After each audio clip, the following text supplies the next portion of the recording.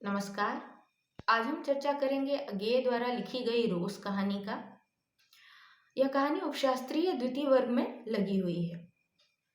हिंदी की यदि श्रेष्ठ कहानियों की हम चर्चा करें तो वह चर्चा अज्ञेय की रोज कहानी के बगैर पूरी नहीं हो सकती। इस कहानी पर हम आगे बढ़ेंगे, लेकिन उससे पहले इस कहानी के लेखक का एक संक्षिप्त परिचय जान लेते हैं। अज्ञेय का मूल नाम सच्चिदानंद हीरानंद वात्स्यायन है। अज्ञेय उपनाम उन्हें प्रेमचंद द्वारा दिया गया, जिसके पीछे एक कहानी है, किंतु उस कहानी में अभी हम नहीं जाते हैं। अज्ञेय का जन्म 7 मार्च 1911 को कुशीनगर में हुआ था और उनकी मृत्यु 4 अप्रैल 1987 को हुई थी। हिंदी के सर्वश्रेष्ठ कवियों में अज्ञेय का नाम हम बड़े गर्व के साथ ले सकते हैं। नई कविता, प्रयोगवादी कविता के तो जनक अज्ञेय माने ही जाते हैं। हिंदी की ऐसी कोई विधा नहीं है जिसमें अज्ञेय की लेखनी न चली हो, चाहे वह कविता हो, चाहे वह उपन्यास हो, कहानी हो, नाटक हो, संस्मरण हो, रेखा चित्र हो, यात्रा वृत्तांत हो, आलोचना हो। ऐसी कोई विधा नहीं है जिसमें उन्होंने अपनी लेखनी का दमखम न दिखाया हो। मूल रूप से अज्ञेय ने अपने को कवि ही माना है। जीवन के अंतिम क्षणों तक जो विधा उनके साथ रही है वह कविता ही है। उनके कुछ कविता संग्रहों के नाम इस प्रकार हैं: भग्नदूत, चिंता, इत्यलम, हरी घास पर क्षण भर इत्यादि। उनके कुछ कहानी संग्रहों के नाम मैं यहाँ लेना चाहूंगी, जिसमें है जयदोल, कोठरी की बात, विपथगा, परंपरा, शरणार्थी इत्यादि। अब आते हैं हम अपनी कहानी पर। रोज कहानी 1931 में छपी है। इसे हिंदी की सर्वश्रेष्ठ कहानियों में शामिल करने के पीछे एक वजह यह है कि यह कहानी अपने समय से बहुत आगे की कहानी है। इस कहानी में आधुनिक मानव की विडंबना, जिसे आप कह सकते हैं कि आधुनिक मनुष्य के जीवन में ऊब, बोरियत, बोझिलपन, नीरसता, ये बहुत एक घुन की तरह समावेश कर चुके हैं, समाहित हो चुके हैं। लेकिन 1931 के भारत की या 1931 के आप अपने समाज की कल्पना करिए तो उस समय ऐसी समस्याएं बहुत मुखर रूप में नहीं थी। उसके बावजूद अज्ञेय ने अपनी कहानी का कंटेंट इस चीज को बनाया, ऊब को, बोरियत को, बोझिलपने को, जो आगे के इंसान या आगे के समाज के बारे में बहुत कुछ कहती है। यह दूरदृष्टि या दूरदर्शिता के कारण ही उनकी इस कहानी को सर्वश्रेष्ठ कहानियों में गिना जाता है। इस कहानी का एक और नाम उन्होंने गैंग्रीन दिया है। दोनों ही नाम, रोज और गैंग्रीन, यह दोनों ही नाम कहानी की जो एक कहानी की संवेदना को भली भांति अभिव्यक्त करते हैं। यह कहानी संकेत करती है आधुनिक मानव के जीवन में घुन की तरह लग जाने वाली बोरियत और बोर्डम की ओर। रोज ही मनुष्य यंत्र चालित सा आगे बढ़ने की दौड़ में भागा जा रहा है और उसे यह भी नहीं पता कि उसका गंतव्य क्या है। जीवन ऊब से भर गया है क्योंकि रोज ही तो वह एक ही काम कर रहा है। उसके जीवन में कोई रचनात्मकता नहीं है, इसलिए नवीनता भी नहीं है। अज्ञेय अपनी डायरी में एक जगह लिखते हैं कि ऊब अपने प्रति की जाने वाली सबसे बड़ी हिंसा है। यानी मनुष्य अगर ऊब रहा है, ऊब में है, बोझिल है, बोरियत का शिकार है, तो वह अपने प्रति हिंसा कर रहा है। इस कहानी के मुख्य पात्र है मालती। मालती कथावाचक की यूं तो दूर की बहन लगती है, लेकिन उन दोनों के बीच में सख्य भाव ही अधिक है।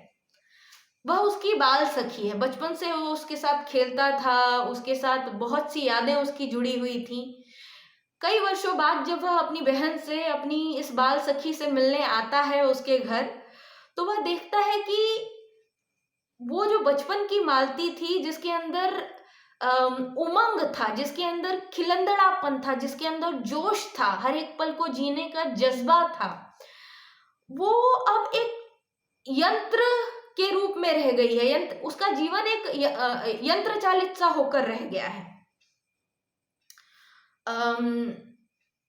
मालती का जीवन, लेखक कहते हैं, मालती का जीवन इतना यंत्र चालित हो गया है कि उसके लिए हर चीज का होना मानो रोज का प्रतिदिन का काम हो गया हो, जिसमें कोई नवीनता नहीं है, इसलिए रस भी नहीं है।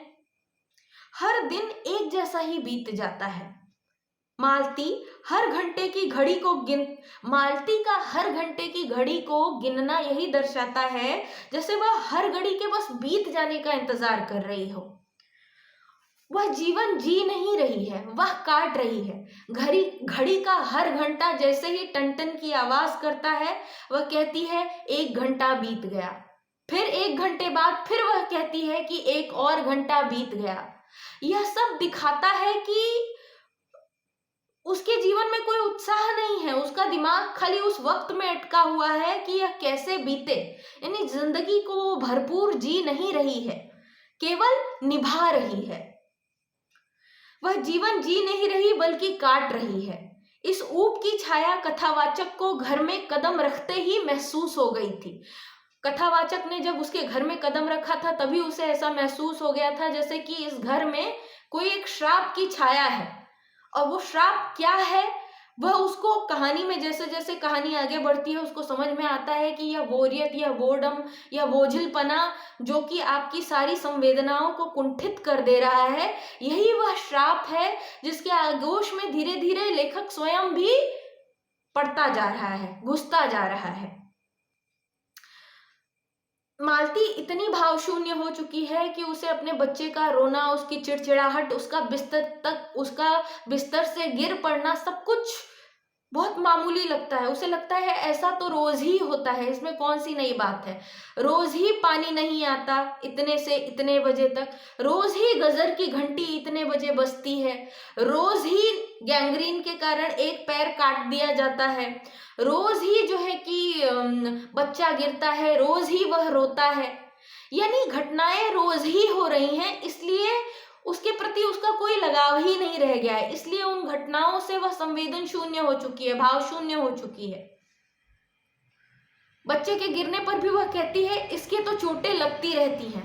भला वह कौन नव यौवना माँ होगी जो कि अपने बच्चे के, अपने छोटे दुधमुहे बच्चे के गिरने पर ऐसा कह सकेगी कि इसके तो चोटें रोज ही लगती रहती हैं। कथावाचक जो अंधेरी रात में पूर्णिमा के अनभ्र आकाश, छिटकी हुई चांदनी की स्निग्धता और शीतलता को देख और महसूस कर सकता है, उसके लिए न मालती के पास वक्त है न महेश्वर के पास। देखिए, हमारे जीवन में हम जरूर अपना कार्यकलाप करते हैं, जीवन एक भाग दौड़ से भरा हो गया है, हमें इतनी फुर्सत नहीं है कि हम अपने आसपास की प्रकृति को निहार सकें या अपने आसपास की लोगों को देख सकें, उनकी संवेदनाओं से परिचित हो सकें। क्यों? क्योंकि हमारा जीवन एक दौड़ बन गया है, हमें उसके अलावा और कुछ दिखाई नहीं देता और कुछ सुनाई नहीं देता। लेखक वही कहता है कि इनके पास जिस इस दौड़ में ये लगे हुए हैं, वो जिंदगी की ही दौड़ है जिसमें ये लगे हुए हैं, उसमें भी इनके पास उसने भी इनको कोई नवीनता नहीं दी है, उसमें ये जकड़ के रह गए हैं, उस बोरियत के ये इतने शिकार हैं कि बाकी सारी चीजों से ये भावशून्य हो चुके हैं। इनके पास फुर्सत नहीं है प्रकृति में होने वाले परिवर्तनों को पहचानना, उनको देखना, छोटी छोटी खुशियों को महसूस करना, इन सब से वो कोसों दूर हैं। दोनों ही प्राणी उकताए हुए ऊब और बोरियत के शिकार हैं।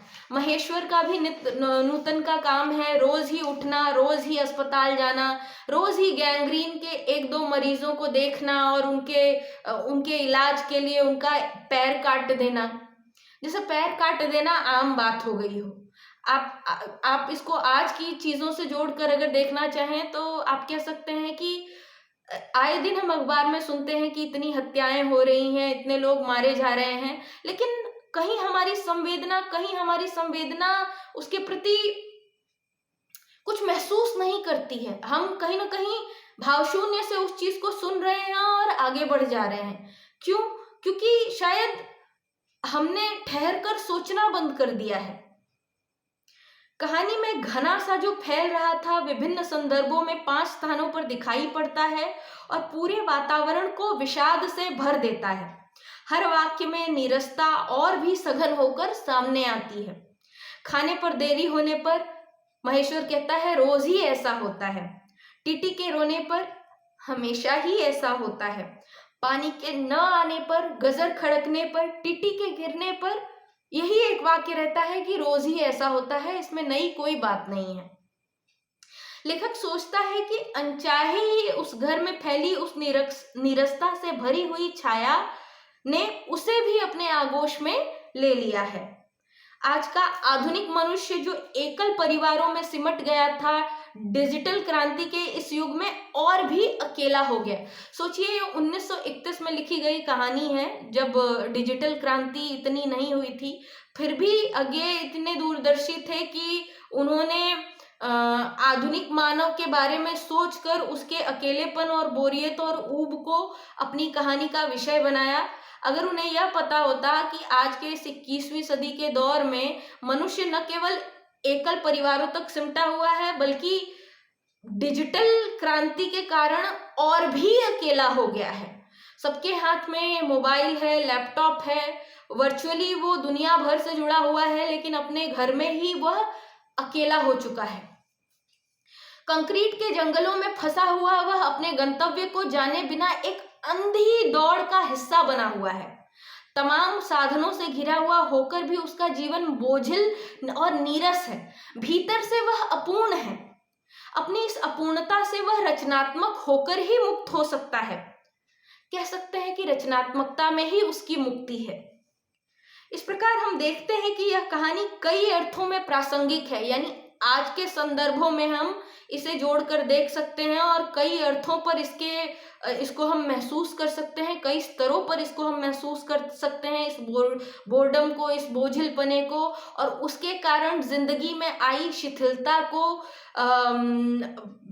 देख सकते हैं हम। और यह कहानी भली भांति अभिव्यक्त करती है आधुनिक मनुष्य के दर्द को, उसकी पीड़ा को। तो इसको आप इस तरह से देखें और समझें। उम्मीद है आपको यह कहानी समझ में आएगी। धन्यवाद।